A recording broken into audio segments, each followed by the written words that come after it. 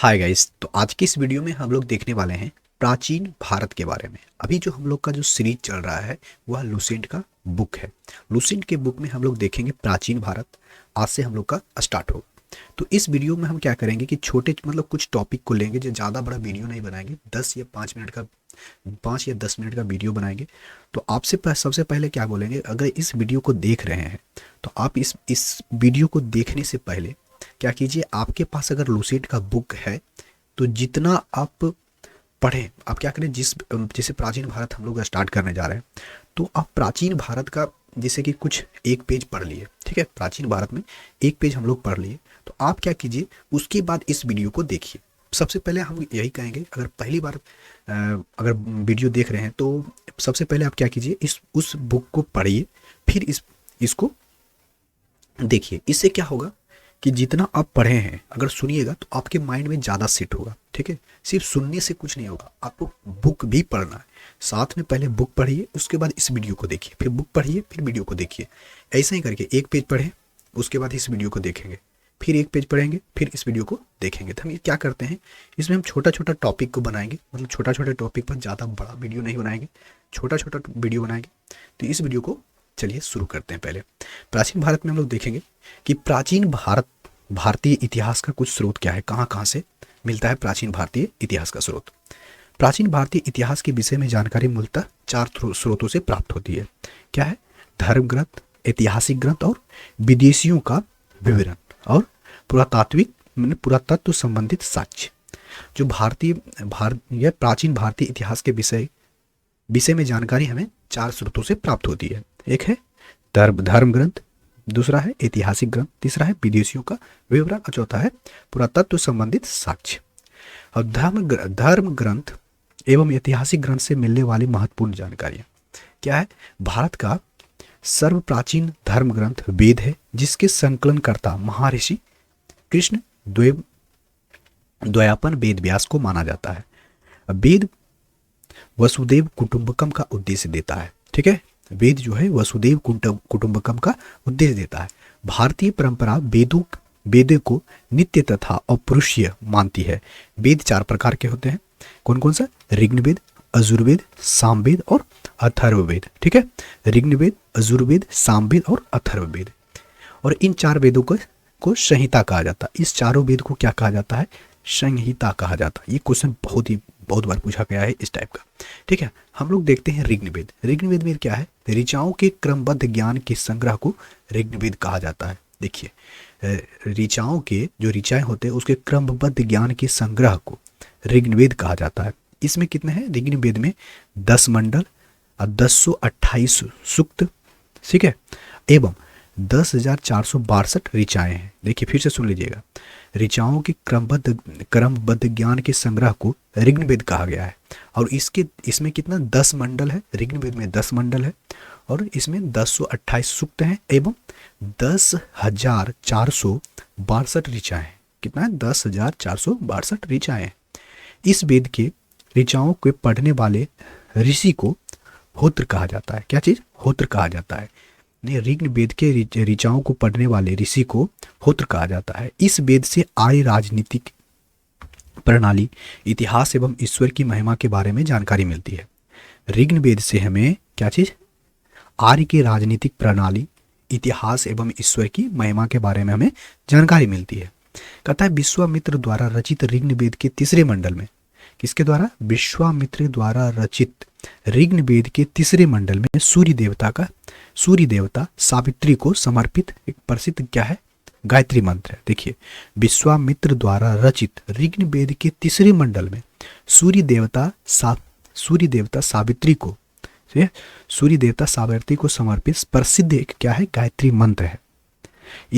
इसके 9वें मंडल में देवता सोम का उल्लेख है। किसके? ऋग्वेद के 9वें मंडल में सोम देवता का उल्लेख मिलता है, ठीक है। इसके 8वें मंडल में हस्तलिखित ऋचाओं को लिख कहा जाता है। इसके 8वें मंडल की हस्तलिखित ऋचाओं को लिख कहा जाता है। चतुष्वर्णीय समाज की कल्पना आदि स्रोत ऋग्वेद के 10वें मंडल में वर्णित क्या है? पुरुष सूक्त है। चतुष्वर्णीय समाज, क्या? चातुष्य वर्णीय समाज कल्पना आदि स्रोत ऋग्वेद के 10वें मंडल में वर्णित क्या है, पुरुषुक्त है, जिसके अनुसार 4 वर्ण होते हैं। 4 वर्ण कौन कौन से? ब्राह्मण, क्षत्रिय, वैश्य एवं शूद्र है। आदि पुरुष ब्रह्मा के क्रमशः क्या है, मुख्य, भुजाओं, जांघाओं और चरण में उत्पन्न होती है। पुरुष ब्रह्मा के क्रमशः क्या होता है, ब्रह्मा के क्रमशः मुख्य, भुजाओं, जांघाओं और चरणों में उत्पन्न होती है। ठीक है, चरणों से उत्पन्न होती है। तो चलिए बढ़ते हैं आगे। तो नोट में दिया गया है कि धर्म सूत्र 4 प्रमुख जातियों की स्थितियां, व्यवसायों, दायित्वों एवं कर्तव्यों तथा विशेषाधिकारों में स्पष्ट विभेद करता है। ठीक है, धर्म सूत्र 4 प्रमुख जातियों की स्थितियां, व्यवसायों, दायित्वों, कर्तव्यों तथा विशेषाधिकारों में स्पष्ट विभेद करता है। ऋग्वेद के कई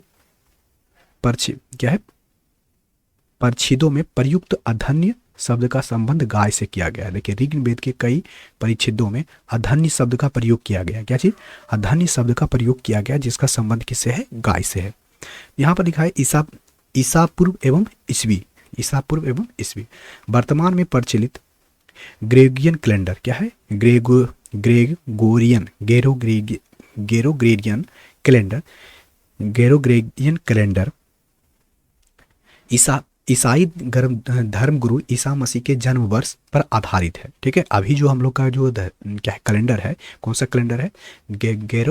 ग्रेगोरियन क्या है? ग्रेगोरियन कैलेंडर है, जो ईसा मसीह धर्म गुरु ईसा मसीह के जन्म वर्ष पर, यानी काल्पनिक है वो भी, पर आधारित है।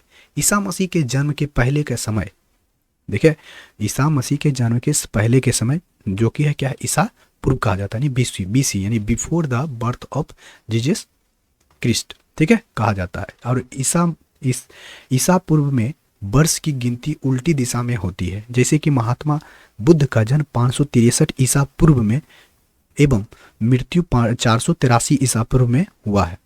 यानी ईसा मसीह के जन्म के 563 वर्ष पूर्व महात्मा बुद्ध का जन्म तथा 483 वर्ष पूर्व क्या हो गया? मृत्यु हुई थी। ईसा मसीह के जन्म की तिथि का आरंभ ईसवी सन कहलाता है, इसीलिए इसे संक्षेप में ईसवी लिखा जाता है।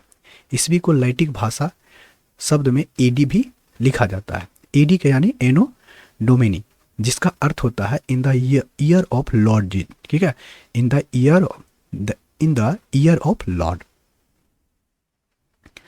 कहता है कि विंसेंट आर्थर स्मिथ ने प्राचीन भारत का पहला सुव्यवस्थित इतिहास अर्ली हिस्ट्री ऑफ इंडिया 1904 में तैयार किया। ठीक है, इस पुस्तक में 1/3 भाग में केवल सिकंदर का आक्रमण वर्णित है और इसमें भारत का स्वेच्छाचारी शासक वाला देश भी कहा गया है, जिसे ब्रिटिश शासन की स्थापना से पहले कभी राजनीतिक एकता का अनुभव नहीं हुआ था। उन्होंने लिखा कि वस्तुतः भारतीय इतिहासकारों का सरोकार शासन के एकमात्र स्वरूप तानाशाही से ही है। वामना अवतार के 3 पगों के आख्यान प्राचीनतम स्रोत ऋग्वेद में है। ऋग्वेद में इंद्र के लिए 250 तो अग्नि के लिए 200 ऋचाओं की रचना की गई है। देखिए, ऋग्वेद में इंद्र के लिए कितना है? तो 250 है और अग्नि के लिए 200 है ऋग्वेद में। ठीक है, तो कहता है प्राचीन इतिहास के साधन के रूप में वैदिक साहित्य में ऋग्वेद के बाद शतपथ ब्राह्मण का स्थान आता है। ठीक है, प्राचीन इतिहास के साधन के रूप में वैदिक साहित्यों में ऋग्वेद के बाद शतपथ ब्राह्मण का स्थान आता है। अब पढ़ते हैं हम लोग यजुर्वेद। यजुर्वेद क्या है? यजुर्वेद है स्वस्वर पाठ के लिए मंत्रों तथा बलियों के समय अनुपालन के लिए नियमों का संकलन यजुर्वेद कहलाता है। स्वस्वर पाठन के लिए मंत्रों तथा बलि के समय अनुपालन के लिए नियमों तथा संकलन यजुर्वेद कहलाता है। इसके पाठकर्ता को अधर्यु कहा जाता है। ठीक है, अधर्यु कहा जाता है। यजुर्वेद में यज्ञों का नियम एवं विधि विधानों का संकलन मिलता है। यजुर्वेद में यज्ञों के नियमों और विधि विधानों का संकलन मिलता है। इसमें बलिदान की विधि का भी वर्णन है। किसमें है? यजुर्वेद में है। इसमें क्या है, बलिदान विधि का वर्णन है। यह एक ऐसा वेद है जिसमें गद और पद दोनों हो। किसमें गद और पद किसमें है, तो यह है यजुर्वेद में। तो अगला है सामवेद। शाम का शाब्दिक अर्थ है गान। ठीक है, शाम का शाब्दिक अर्थ क्या है, गान है। इस वेद को मुख्यतः यज्ञों के अवसर पर गाए जाने वाले ऋचाओं यानी मंत्रों का संकलन है। इसके पाठनकर्ता क्या कहलाता है, उद्रात्र कहते हैं। इसका संकलन ऋग्वेद पर आधारित है। इसमें 1810 सूक्त हैं जो प्राय ऋग्वेद से लिए गए हैं। देखिए 1810 सूक्त हैं जो कि कहाँ से लिया गया है, ऋग्वेद से लिया गया था। इसे भारतीय संगीत का जनक भी कहा जाता है। सामवेद को भारतीय संगीत का जनक भी कहा जाता है। और कहता है यजुर्वेद तथा सामवेद में किसी भी विशिष्ट ऐतिहासिक घटना का वर्णन नहीं मिलता है। यजुर्वेद तथा सामवेद में किसी भी विशिष्ट ऐतिहासिक घटना का वर्णन नहीं मिलता है। तो अब पढ़ते हैं अर्थववेद का। अर्थव ऋषि द्वारा अर्थववेद है। अर्थवा ऋषि द्वारा रचित यह वेद कुल 731 मंत्र तथा लगभग 6000 पद है। इसके कुछ मंत्र ऋग्वेद मंत्रों से भी प्राचीनतम है। और औषधों का उल्लेख सबसे पहले अर्थववेद में ही मिलता है। औषधों का उल्लेख सर्वप्रथम किस में मिलता है, तो अर्थववेद में ही मिलता है, अथर्ववेद में ही मिलता है।